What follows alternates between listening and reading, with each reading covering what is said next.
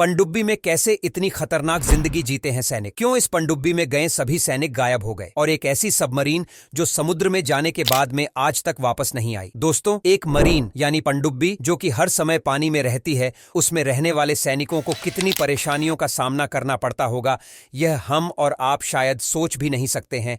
इन सैनिकों को खाने से लेकर सोने तक अलग अलग परेशानियों से गुजरना पड़ता है। दोस्तों, ये तो हम सभी जानते हैं कि आज हम अपने घरों में सुरक्षित और चैन से बैठे हुए हैं। ये सिर्फ हमारी सेना की बदौलत है। हमारे देश के जवान जमीन आसमान से ही नहीं बल्कि पानी के अंदर से भी हमारी सुरक्षा करते हैं। समुद्र के गहरे पानी में हजारों फीट नीचे पनडुब्बियों में से नौसेना के जवान हर पल अपने देश के नागरिकों की सुरक्षा में तैनात होते हैं। लेकिन क्या आपने कभी सोचा है कि हर पल पानी में रहने वाली इस पनडुब्बी में रह रहे सैनिकों का जीवन कैसा होता होगा? दोस्तों, नौसेना में सैनिकों को 2 लेवल पर जिम्मेदारी सौंपी जाती है, पहली पानी के नीचे और दूसरी पानी के ऊपर। और समुद्र के गहरे पानी में हजारों फीट नीचे सैनिकों को पनडुब्बियों में तैनात किया जाता है। इस सेवा के लिए सैनिकों का चयन अलग अलग डिवीजन से उनकी ट्रेनिंग और मेडिकल मानकों के आधार पर किया जाता है। लेकिन दोस्तों, पानी के अंदर पनडुब्बियों में रह रहे सैनिकों का जीवन उतना आसान नहीं होता जितना कि ऊपर से नजर आता है। दोस्तों, एक सबमरीन को समुद्र के अंदर गहराई में दुश्मन देशों की एक्टिविटीज पर नजर रखने के लिए तैनात किया जाता है। सबमरीन का काम होता है कि वह अंतर्राष्ट्रीय सीमा पार करके उस देश की सीमा में आती किसी भी तरह के जहाज या सबमरीन के बारे में हेडक्वार्टर तक जानकारी पहुंचा दें। उसके साथ ही सबमरीन का काम यह भी होता है कि वो दुश्मन देशों के जहाज या सबमरीन को खत्म कर दे। सबमरीन का आविष्कार कॉर्नेलियस बेल ने 1620 में किया था। पहली सबमरीन को हॉलैंड में बनाया गया था।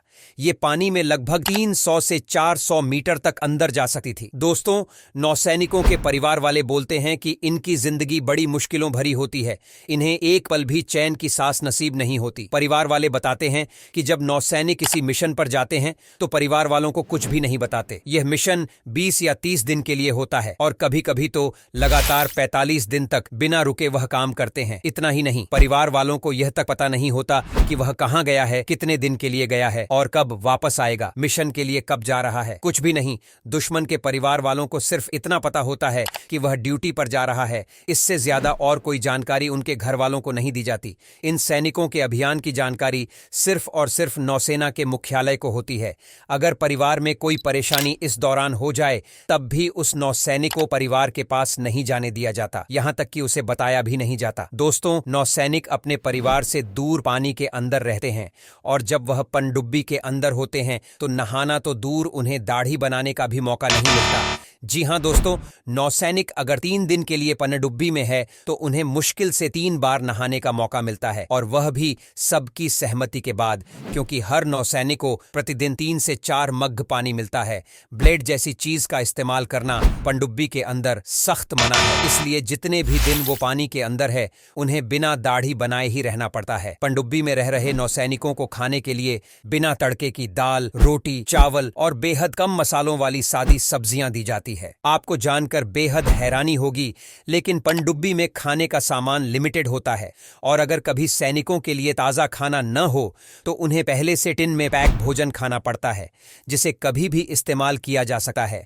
इसके साथ ही अगर खाना बनाने की बात की जाए तो पनडुब्बियों में खाना बनाते समय इस बात का खास ख्याल रखा जाता है कि ज्यादा धुआं न उठे और यही कारण है दाल में छौंका नहीं लगाया जाता, क्योंकि अगर छौंका लगा तो धुआं उठेगा और लपटें भी। इसलिए खास तौर से सादा खाना बनाया जाता है। और क्या आप जानते हैं कि पनडुब्बी जब भी समुद्र के अंदर जाती है तो उसके साथ डॉक्टर और प्राथमिक चिकित्सा का सामान होता है, क्योंकि अगर किसी को उल्टी या चक्कर जैसी परेशानी होती है तो तुरंत उसका इलाज किया जा सके। पनडुब्बी में सोने के लिए 2 कंपार्टमेंट होते हैं और कभी कभी कुछ नौसैनिक वहां भी सोने के लिए जाते हैं जहां मिसाइल और टॉर्पीडो रखे होते हैं, क्योंकि दोनों कंपार्टमेंट का तापमान गर्म होता है, जबकि जहां मिसाइल और टॉर्पीडो रखे होते हैं वहां का तापमान थोड़ा सा सर्द होता है। इसलिए नौसैनिक वहां भी सोने के लिए जाते हैं। दोस्तों, सूरज की रोशनी और एक अच्छी नींद की आपके जीवन में क्या कीमत है? शायद ज्यादा कुछ नहीं, क्योंकि ये दोनों ही चीजें आपको आसानी से मिल जाती हैं। पर ऐसा मुमकिन नहीं है,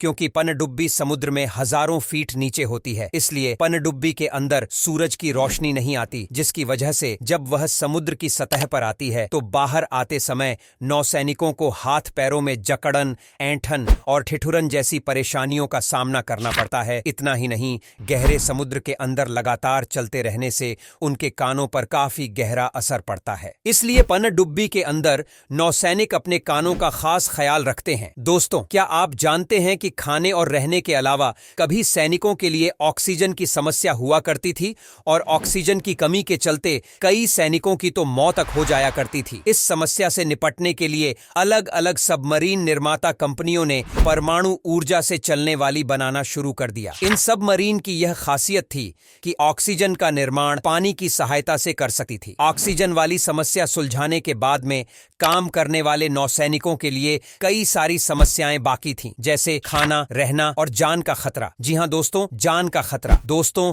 सबमरीन में जाने वाले सैनिकों की जान पर हमेशा खतरा मंडराता रहता है। उन्हें दुश्मन के अटैक से ज्यादा सबमरीन में लगी मशीनों से खतरा होता है। यानी दुश्मन से ज्यादा एक पनडुब्बी में लगी मशीन ही सैनिकों के लिए खतरा बनती है।